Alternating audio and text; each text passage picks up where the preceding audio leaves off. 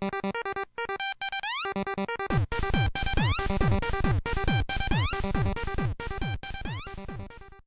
day, YouTube. Welcome to the Midazimu Scoop! Yeah! So, let's kick it off right away. Today we're going to go through some things that happened recently, and after that, we're going to kick it to a break. I'm going to show you a couple things, and after the break, we're going to come right back into it. We're going to dive into what's going on in the world of WMD. We're going to skip right over and tell you what's going on in the world of Newbcraft. So, what happened recently in the week? The Scoop says... So today, well not today, recently Nintendo had to apologize for its lack of homosexual relationships and its game Tomodachi. What that is, it's a life simulator, but you can't have a gay relationship. So, which is not surprising at all, because let's face it, Nintendo is run by a bunch of old conservative type people, and if you know you're a good conservative, they're more worried about finding out which characters on their kids' TV shows are homosexuals than actually trying to help the homosexuals become part of society. Moving on from that, something that's similar, in Alberta, Premier Hancock, who's the deputy premier since Alison Redford stepped down, had to apologize for the Redford era. Though if you don't know, Premier Alison Redford had a crazy 2 years as premier. It's only been 2 years, pretty much only been 2 years. The whole time as premier was just rife of a lot of weird expenses. She takes her daughter with her everywhere. They have to go to penthouses, these huge expensive suites, both of them together, leaving her husband behind, of course, because who wants to bring him? She's also spent thousands and thousands of dollars on a new legislator hotel for when you have new dignitaries coming to Alberta, for a suite on the top floor, the penthouse suite. I guess I'd probably call it the premier suite. I'm not too sure, but it's basically designed for one adult and one child. Premier Alison Redford only had one child. Guess who it was made for? Of course it was made for them. Waste of money. Moving on from that. Makes us angry. So I want to talk a little bit about video game research, because there was a research that came out recently, 2014, done by Ferguson and Olsen, but we're going to lead up to that. So in 1998, Steve Crench, sorry, he did a research. He had 55 kids. Those kids then played violent and non-violent video games. And after that, they had to read some stories. Those stories had characters in them. The kids that played the violent video games typically saw those characters as violent, but so that correlates that violent video games causes aggression somehow. That's in the short term. Obviously this research didn't look at the long term, like what happened next day. It was just immediately after playing the video games, and as we know, correlation does not equal causation. Moving on from that, 2004, the Psychology Association quoted that psychology research shows violence in video games can increase children's aggression, but parents moderate the effects. That goes down to your parenting style is gonna affect your kids. If you ain't smacking your kids, they're gonna go smack some people that don't smack your kids. Midazimu does not support abuse, but we do support proper punishment and positive and negative reinforcement. Make sure you smack your kids. Some kid comes shooting me at my house because you didn't smack them enough. 2014, Ferguson and Olsen, that's who we started off with, found that there was no correlation between video games, violence, and bullying in children. Suck it! As you know, people like taking omega-3 fatty acid, fish oil pills. That research was originally done in the 1970s in Greenland on the Inuit, who ate a lot of fish, so it was thought that there wasn't a lot of heart attacks, not a lot of heart issues.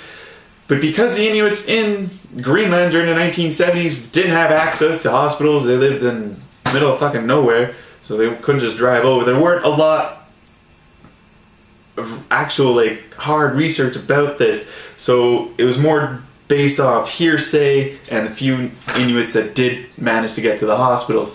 What it was found is there actually is quite a few Inuit people who do have heart conditions, actually no more so than the white Europeans in Greenland. All the research done after this was based on the 1970 research, that the 1970 research was in fact true. They just kept assuming that it was true and kept working off of that research without actually revisiting it. But in 2004, there was another research done and it found the study to be completely flawed. Like I just started to point out, there were some flaws, and that the fish oil might not actually be as good for you as you would think. Moving away from that, we're gonna take a break. Midazimu presents an MJQ production, coming to the Midazimu channel. First, the Vikings. Amazing props and special effects. First class travel.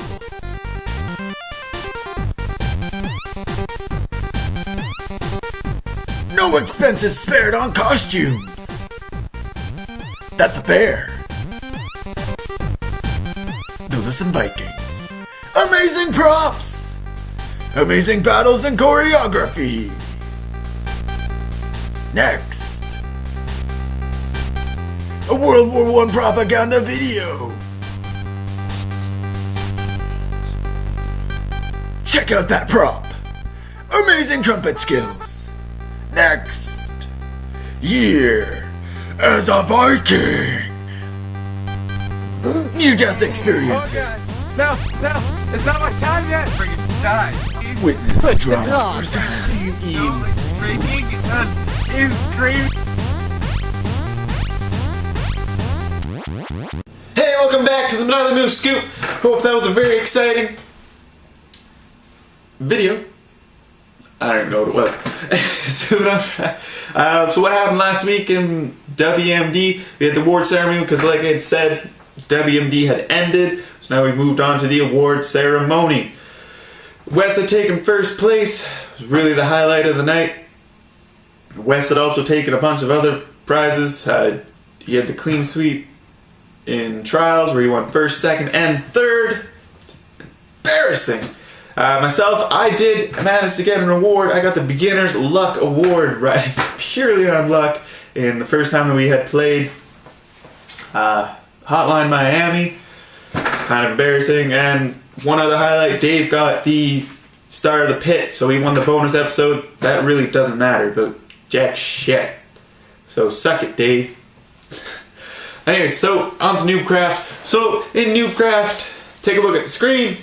So as you can see on the screen, we are in fact now in 7th place. So last week for the actual Newbcraft episode, we had showed you that me and Dave did actually lose once, where we weren't able to keep it together. Dave decided he wanted to try something new, which, as we know, trying something new doesn't always work, especially if you have no idea what to do with them. If you build a whole bunch of swarm hosts, you put them in the wrong place, and those units that they spawn don't even go anywhere. They die before they even get somewhere because they have a time limit. It's a waste of freaking time. Jesus!